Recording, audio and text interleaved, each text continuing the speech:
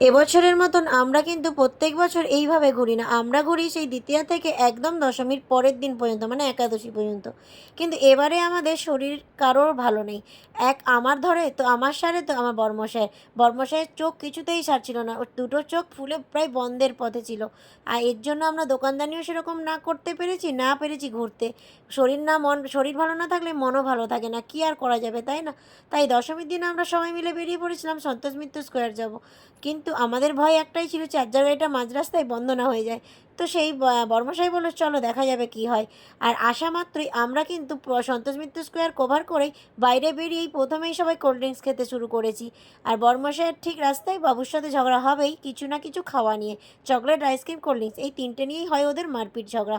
তারপরেই আমরা চলে এসেছিলাম আরেকটা জায়গায়, যেটা ছিল গৌরীবাড়িতে।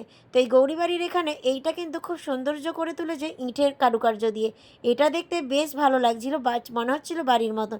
আর ওখান থেকে আসার পর কবিরাজ বাগানে চলে এসেছিলাম। কবিরাজ বাগানে এসে দেখছি দীঘার জগন্নাথ, মানে পুরীর জগন্নাথ নয়, দীঘার জগন্নাথ মন্দির হয়েছে।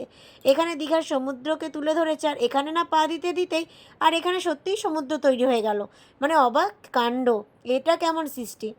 এখানে ঢুকেই বৃষ্টি শুরু। সেই বৃষ্টির জন্য আমরা তো বাইরে বেরোতেই পারছি না, সবাই মিলে এই জায়গায় বসে দল পাকে ছিল। কেননা যারা যতজন দর্শন করতে এসেছিলো বৃষ্টির নেমে যাওয়ায় কেউই বাইরে বেরোতে পারছিল না। আর বৃষ্টির জল প্রায় বাইরে থেকে এবার কিন্তু আমরা যে জায়গায় বসেছি সেই জায়গাও ঢুকতে শুরু করে দিয়েছিল।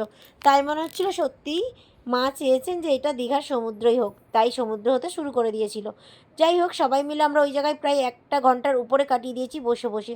তার ফাঁকে তো ঘুম পাবেই সবাই। সবাই কিন্তু মাথা নিচু করে কিছুটা হলেও চোখ বন্ধ করে নিয়েছে। এবছরের পুজোটা তোমাদের কেমন কাটলো অবশ্যই জানাতে ভুলো না। আমাদের